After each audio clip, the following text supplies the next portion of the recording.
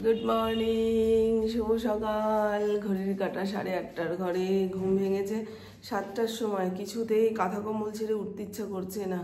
অন্যান্য দিনের তুলনায় আজকে ঠান্ডাটা একটু পড়েছে। আর দেখুন, পাখা না চালালে ঘুম আসে না, ঘরটা গুমোট হয়ে যায়।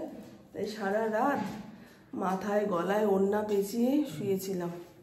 এটা যদি ঘুমের চোখে টান পড়তো, ফাঁস লেগে মরতাম। এটাকে কতবার বলি, ছাড় না, পাখা চালাতে হবে না। না, আসলে জানলা কপাট বন্ধ করে দিলে ঘরটা হয়ে যায় গুমোট। Good morning, good morning. কুকুর তো কলেজ নেই, আজকে সোশ্যাল দেখতে যাবে সোনারপুর কলেজে। তা ওর এক বান্ধবী আসবে, খেয়ে দিয়ে 1টার সময় বেরোবে। কেমন লাগছে বলুন আমাকে। মাঝখানে একবার উঠে চোখে মুখে জল দিয়েছি, তারপরে ভাবলাম দূর, এত সকাল সকাল উঠে কি কাজকর্ম করব, যাই আরেকবার কম্বলের নিচে। ব্যাস, আবার ঘুমিয়ে পড়েছি। রাস্তাঘাট ফাঁকা কেন? ভালোভাবে রোদ ওঠেনি। অন্যান্য দিন 8টার সময় আমার ঘরের সামনেটা এইরকম ঝকঝকে রোদ, আজকে সেরকম কড়া রোদ উঠবে না। চলো না, আজকের দিনটা ভগবানের নাম নিয়ে শুরু করি, ভালোই কাটবে। চোখ মুখে কি অবস্থা। এখন যাব না, এখন যাব না, এখন যাব না, ঘরের কাজ বাকি রয়েছে, এগুলো আগে সেরে নিই তারপরে। আমার ফড়িং সিঁড়ি দিয়ে ওঠার সময় পায়ে জড়িয়ে জড়িয়ে ওঠে, তো তার উপরে এরকম বড় নাইটি পরে রয়েছি, যখন তখন পড়ে মরবো। এত বোঝালেও বোঝে না, জানেন।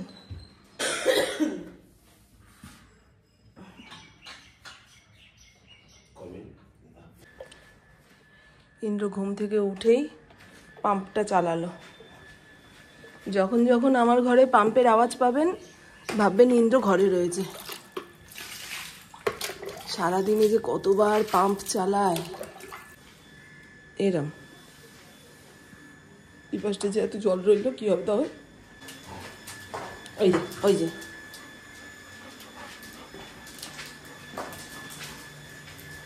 সিঁড়ি মুছবো, নিচের ঘরটা মুছবো। সারাদিনে কতবার পাম্প চালাতে লাগে ইন্দ্র? কাল বিকেলে তো চালালে। হ্যাঁ, কালকে বিকেলে চালালে না? কাল রাতে বুবু নিচের ঘরটা সুন্দর করে গুছিয়েছে, আমাকে বলতে হয়নি। আমি কি রে, তুই ঘর গোছাচ্ছিস?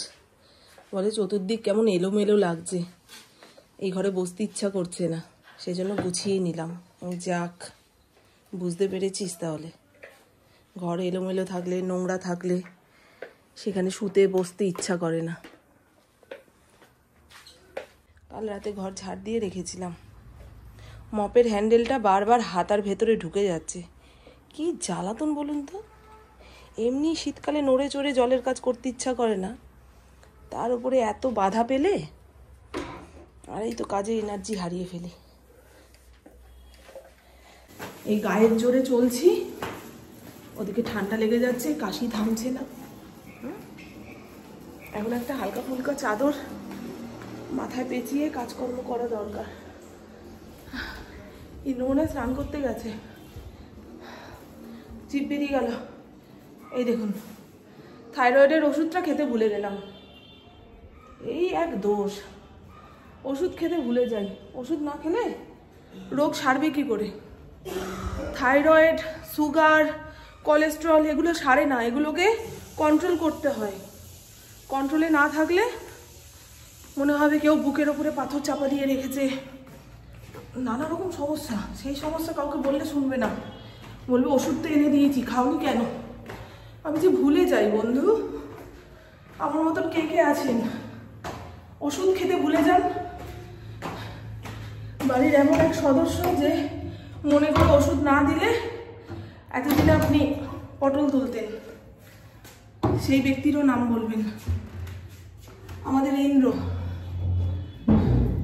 অনেকের বাড়িতে অসুস্থ শ্বশুর শাশুড়ি থাকে, বয়স্ক মানুষ থাকে, তাদেরকে কেউ না কেউ ওষুধ মনে করিয়ে দেয়। সেই কথাটাই বলছি। সরু হয়ে জল পড়ছে শোনা। হ্যাঁ, এত শুরু হয়ে জল পড়ছে কেন? এ আরেক কায়দা করছে। সেই দাও যেটা ছিল, হ্যাঁ ওইটা ছিল। এইটা কেন? আরেকটা যে ছিল, হ্যাঁ হ্যাঁ এটা থাক। কি সুন্দর, হ্যাপি হোলি। ভালো করে মোটা যেটাতে পড়ে সেটা দিয়ে নাও। শীতকালে গাছের পাতাগুলো কেমন কালচে সবুজ হয়ে যায়, দেখতে ভালো লাগে না। ওই একটা ক্লিপ আনতে হবে জানো, হার্ডওয়ার্সের দোকান থেকে। একটা ক্লিপ টাইট করে লাগিয়ে দিলে বারবার পাইপ থেকে মুখটা খুলে যাবে না। ছিল দুধ, তুমি চুপ করো তো, তোমার কাজের তালের সঙ্গে আমার কাজ তো মিলবে না। যার যার সময় সুবিধা বুঝে সে কাজ করবে। বিকেলের পরে আর ছাদে আসতে ইচ্ছা করে না, এত ঠান্ডা হাওয়া দেয়, কম্বল থেকে বেরোতেই ইচ্ছা করে না। সারাদিন আমি জলের কাজ করি তো, এটা সকাল সকাল হয়ে গেলে মনে হয় না বাবা একটা ঝামেলা কাটলো। গরমকালে তো 2 বেলা জল দিতে হয়, নাহলে গাছের দিকে তাকানো যাবে না, কঙ্কাল বেরিয়ে যাবে।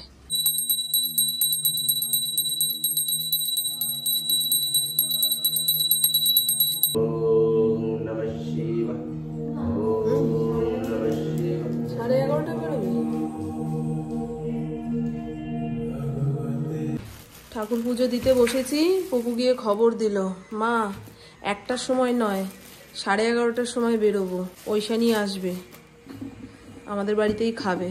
তা এত তাড়াতাড়ি কি রান্না করব? ডাল, আলু সেদ্ধ, ডিম সেদ্ধ, না কিচ্ছু পেলে কিচ্ছু আনতে হবে না। আমার রান্না করতে, মেয়ে এখন বেরিয়ে যাবে, আমি রান্না বান্না করবো না।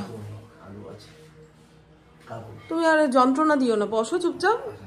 তুমি জানো আজকে আমার পেছন পেছন ঘুরছো, আমি মানে তুমি আমার পেছনে ঘুরলে না আমি অস্থির হয়ে যাই, মনে হয় সময় অনেকটা পেরিয়ে যাচ্ছে, আমি কারোর জন্য কিছু করতে পারছি না। দেখো দেখো কেমন করছে। কাল রাতে পুপু বলে শুলো 1টা-1:30টার সময় বেরোবো, সেই টাইমে বেরোলে হয়তো মাংসের ঝোল ভাত করে দিতে পারতাম, কিন্তু 11:30 মানে পুরো সকাল। আজকে রোদটাও ভালোভাবে উঠছে না, একবার নিভঝে জ্বলছে, তাও সেরকম তেজ নেই। কি হয়েছে মা, এরকম লাফাচ্ছ কেন? হ্যাঁ এ ভালো নয়। আজকে সুজাতা বাসন মাজতে গিয়ে একটা কাপ ভেঙে ফেলেছে, তাই এসে বলছে বৌদি একটা কাপ ভেঙে ফেলেছি। আমি বললাম থ্যাংক ইউ। বলে হ্যাঁ কাপ ভেঙে ফেলেছি আর বলছেন থ্যাংক ইউ? আমি আমার কাপ ভাঙে না গো, এটা নিয়ে আমার বড় দুঃখ। পুরনো কাপ না ভাঙলে নতুন কাপ আনতেও পারি না। তুমি ভেঙেছো, বেশ করেছো। এই দেখুন উনি ব্যস্ত হয়ে ব্যাংকের চেক নিয়ে দৌড় লাগাচ্ছিল না, এই যে খাওয়া দাওয়া হয়েছে, আধা ঘন্টা বসতে হবে না। তুমি বসো, আমি দর্শক বন্ধুর কাছে তোমায় ছোট করছি না, তুমি যে ওই ব্যস্ততাটা দেখাও তাতে আমি ব্যস্ত হয়ে যাই, আমার ভেতরে হুটোপাটি লেগে যায়, বুঝেছো? টাটা শোনা, কিছু মনে করো না, ভেবো না তোমাকে ঘেটি ধরে তাড়িয়ে দিচ্ছি। সবাই জানে দাঁড়াও তুমি। হ্যাঁ আমি তারাই, তুমি ওরকম ব্যস্ততা দেখাও কেন? অন্যদিন 11টার সময় বেরোয়, আজকে 10:30 বাজতে না বাজতে। তুমি যাও তো, টাটা, দুগ্গা দুগ্গা। আমার মেয়েটাও আছে বাবা, এখান থেকে শ্রীরামপুর স্টেশনে যাবে, সঙ্গে বন্ধু রয়েছে। না বাবাই তুমি আমায় দিয়ে আসবে।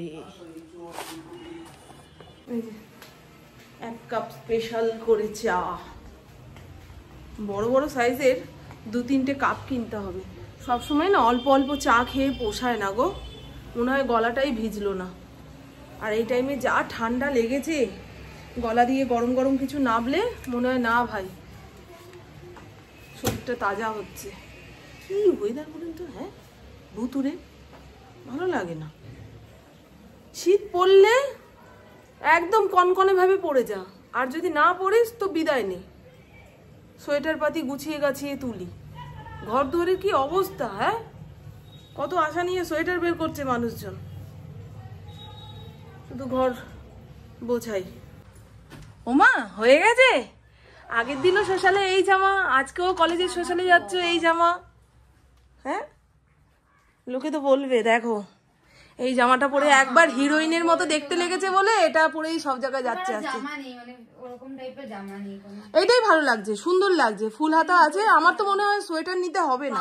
বলছি নিতে হবে, জায়গাটা প্রচন্ড শীত। ও সোনারপুরে খুব ঠান্ডা, খুব ঠান্ডা। কালকে যে বন্ধুরা অনুষ্ঠানে গেছিল তারা বলছে হুডি ফুডি যা আছে সব নিয়ে আসবি, খাবার দাবার ব্যাগে করে নিয়ে আসবি। কাছাকাছি কোনো দোকানপাট নেই। কি বলুন তো, কলেজের সামনাসামনি কোনো দোকানপাট না থাকলে বাচ্চাগুলোর খিদা পেলে কোথায় যাবে? তার উপরে মারাত্মক ঠান্ডা, বাঘের গায়ে লাগবে এরকম। আসছে হ্যাঁ, ওইখানে চলে তুই কুকুর ভয় পাস না তো? তাহলে আবার কি, আয় দরজাটা দিয়ে দে। এই খেলি না কেন রে তুই? কেন? যা রান্না হচ্ছে তাই খা না মা, খা না, পেরে দি। আচ্ছা বস বস বস, দাঁড়া ওকে খাইয়ে নি তারপর তোকে দিচ্ছি। আচ্ছা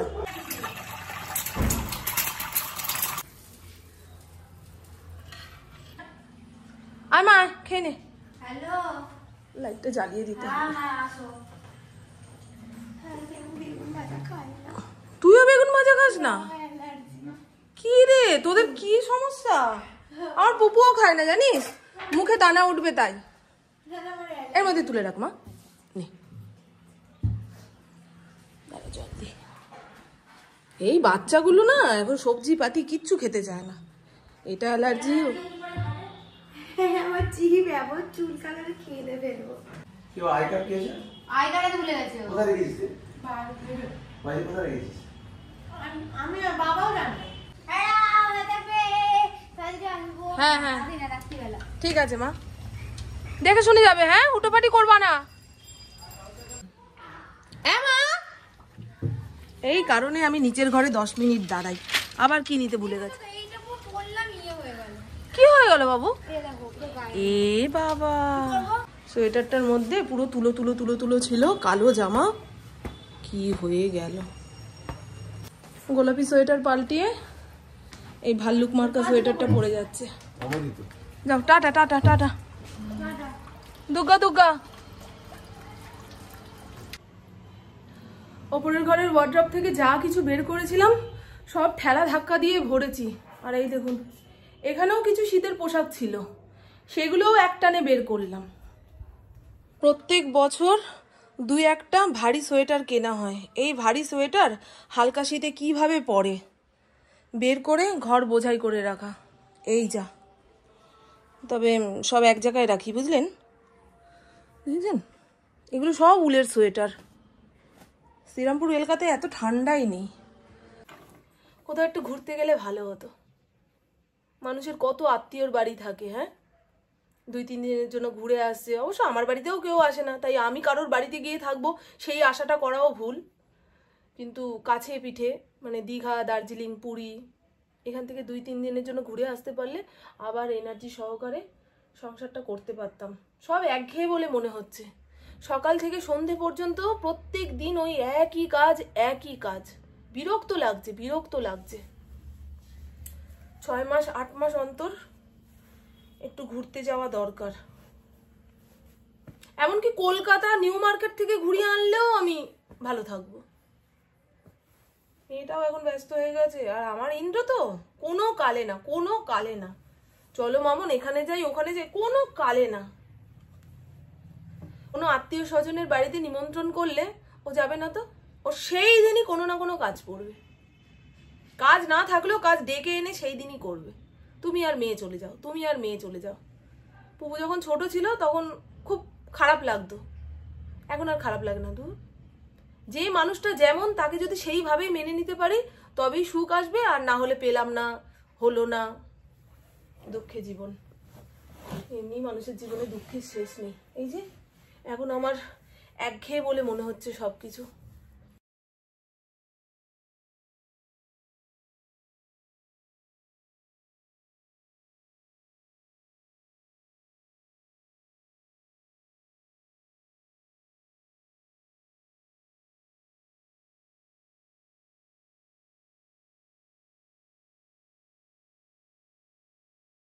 এমন মেঘ করেছে মনে হয় আকাশ ভেঙে এক্ষুনি পড়বে। ফড়িংকে খেতে দেব, আর এদিকে যা সোয়েটার নিয়ে বসেছিলাম সমস্তটা গুছিয়ে জায়গা মতো তুলতে পেরেছি। দেখেছেন ঘর বাড়ি পুরো অন্ধকার। আর এখানে ধনেপাতাটা ধুয়ে রাখলাম, জলটা ঝরে গেলে কুচি কুচি করে কেটে একটা এয়ারটাইট বক্সে ভরে ফ্রিজে রাখবো, তাতে ধনেপাতা অনেক দিন তাজা থাকে। কি মা খিদা পেয়েছে? দেখো না আজকের বৃষ্টিটা হয়ে যাওয়ার পরে কেমন জাকিয়ে ঠান্ডা পড়ে। এখন পুকুরটা রাস্তায় রয়েছে তো চিন্তা করছি যেন বৃষ্টির জল মাথায় না পড়ে ওর। হাউসকোটটা শুকিয়ে গেছে দেখেছেন? ও বাবা ঝিরঝির করে বৃষ্টি হয়েছে, ওই যে রাস্তাঘাট ভেজা। হায় রে, ঘরে বসে কিছুই টের পাই না। এই হাউসকোটটা শুকিয়ে গেছে, তুলে রাখলাম। আর ওপরের ঘরে আসার পথে চুটুর পুটুর কিছু নিয়ে আসলাম। এখন মুখ চালাতে ইচ্ছা করছে।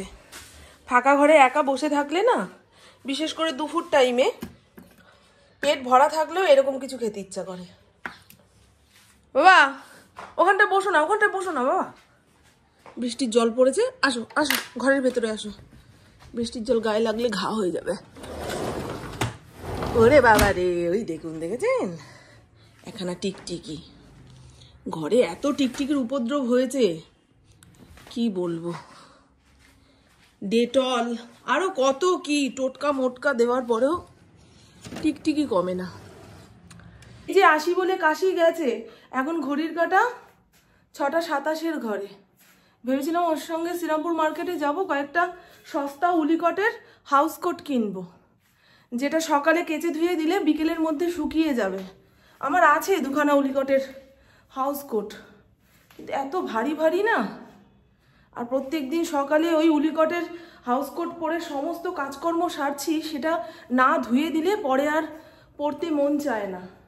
সে যাই হোক, অনেকক্ষণ বসে অপেক্ষা করলাম, কাস্তে কাস্তে আমার জীবন শেষ। আজকে ওই সোয়েটার পাতিগুলো নাড়াচাড়া করেছি না, ধুলোটা নাকে এসছে, ব্যাস দুপুরের পর থেকে সেই যে কাশাকাশি, মনে হয় পাশের বাড়ির লোক এসে বলবে এই তুমি হসপিটালে যাও। এই রকম ওষুধ খাচ্ছি, কত কি করছি। আসলে ডাস্ট অ্যালার্জি তো, যতই ওষুধ খাই ধুলো থেকে দূরে থাকতে হবে। সে যাই হোক, চলুন বন্ধু, গলাও বসে গেছে।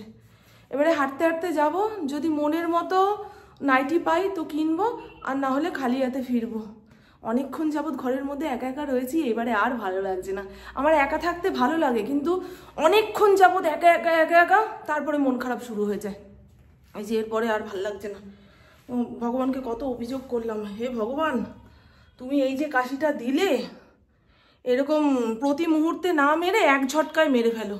আমি আর পারছি না, বুকে ব্যথা হয়ে গেছে, কোমরে ব্যথা হয়ে গেছে, গলা ব্যথা করছে।